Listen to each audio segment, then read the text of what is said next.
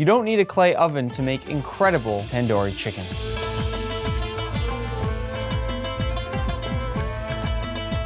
We'll start by making our marinade by going into a large bowl with some yogurt. Yogurt isn't just for flavor here, it's actually a tenderizer. Because it's acidic, it breaks down the protein of the chicken, which is how you get a soft and creamy texture. Next, both lemon and lime. Using both here gives us a more balanced acidity. Lemon is bright and sharp, while lime is a little more floral. And for spices, we're using a 1/4 cup Kashmiri chili powder. I know this looks like a lot, but this is the reason tandoori chicken gets that beautiful deep red color. Then smoked paprika, cumin, coriander, then some turmeric, garam masala, a sprinkle of salt, and a splash of oil. Now whisk it up, watching that beautiful color come together, and very important, give it a quick taste. Ooh, it should be a nice balance of tangy, salty, acidic, and warmly spiced. Mine just needs about 20 extra grains of salt. That should do it. With our marinade done, it's time to break down our chicken. First, by patting the whole thing dry. To break it down, I'm gonna start by separating the legs, simply by cutting in through the skin, then grabbing the whole leg and popping the joint and cutting straight through, leaving us with the thigh and the drum, which we'll separate in just a moment. But first, the same thing on the other side. To separate this out, I'll find where the two bones connect and cut straight through. There's one leg and one thigh. We'll repeat that exact same process on the other side. Now for the wings. Simply grab each one, lift it up, cut around the base, and it should fall right off. Same thing on the other side, and there's our wings. Last thing, the breasts. Take your knife and cut down just off to the side of the center, then follow as closely as you possibly can all the way down. We'll cut each chicken breast in half, just so all the pieces are fairly similar in size. The last important step though, before we add our marinade, is to make shallow cuts in the deepest parts of the chicken on the meat side. This will let the flavor get deeper into that meat and give us a better tasting tandoori chicken. And there is our whole broken down chicken. But just remember,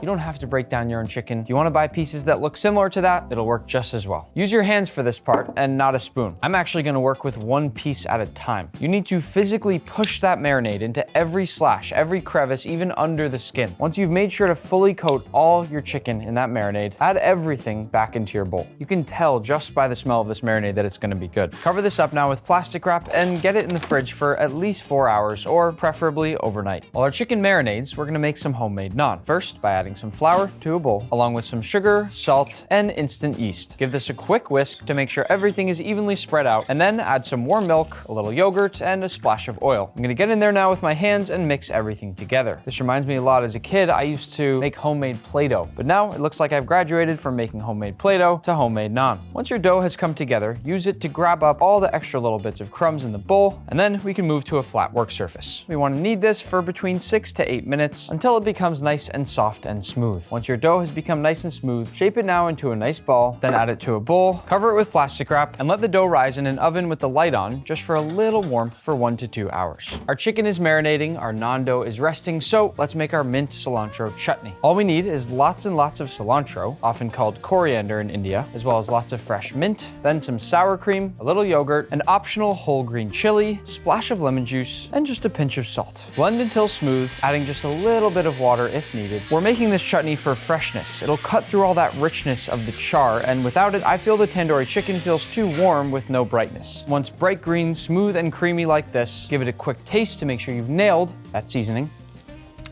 Then cover it up like everything else, and after you draw your optional smiley face, go ahead and toss it in the fridge to get it extra cold. By now, our dough has rested. We'll take the dough out of our bowl and onto our work surface, and do our best to cut it into 6 equal portions. Then, with each of those individual portions, I'll pinch a few of the edges from the sides to create a seam, then roll it on the board to create a nice even dough ball. Some people struggle to create a nice even ball shape, but I find it's easiest if, when you create that seam on the bottom, you make sure it's nice and sticky and tacky, so that when you press it down on your work surface, it sticks and holds there and helps you to create that tension and roll it into a ball. I promise, with a little practice, it's not as hard as it looks. If you want, another way to do it is to almost cradle it and roll it in your hands like this. In fact, this way is probably easier, although it doesn't create as much tension. But luckily, that's not so important for naan. We'll cover these up now with a damp paper towel and let them rest at room temperature for 10 to 15 minutes. And with the magic of making videos, that 15 minutes has already passed. Let's roll them out. Take your dough ball and place it seam side up.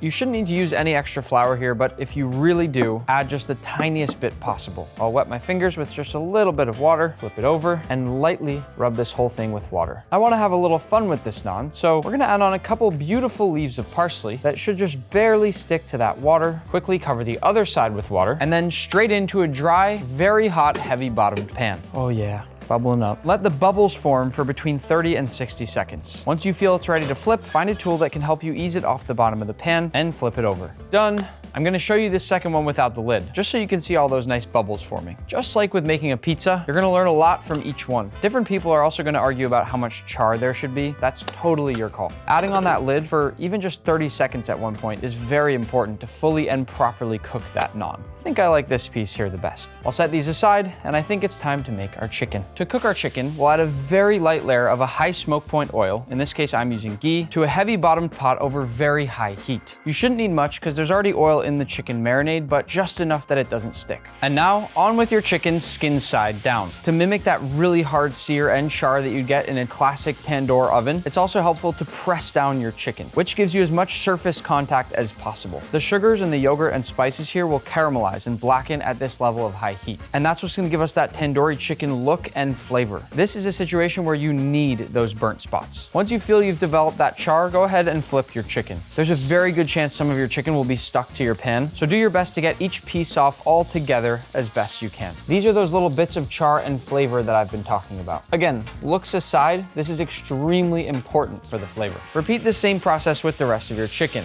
Once all that chicken's cooked, we are ready to see how this chicken compares to the tandoori chicken I had in India. First things first, let's brush our beautiful homemade naan with some ghee. After putting in all that time and effort to make it, we need to finish it off right. I'm also gonna hit it with a sprinkle of flaky sea salt. Since we're gonna eat this one family style, I'll add down lots and lots of that incredible tandoori chicken, my mint cilantro chutney, then some sliced red onions, a sprinkle of chopped cilantro or coriander, a couple of lemon and lime wedges, and if you wanna be bold, a few green chilies. I know you like when I try the food, but I promised this one was gonna be family style, so I'm saving this one for you.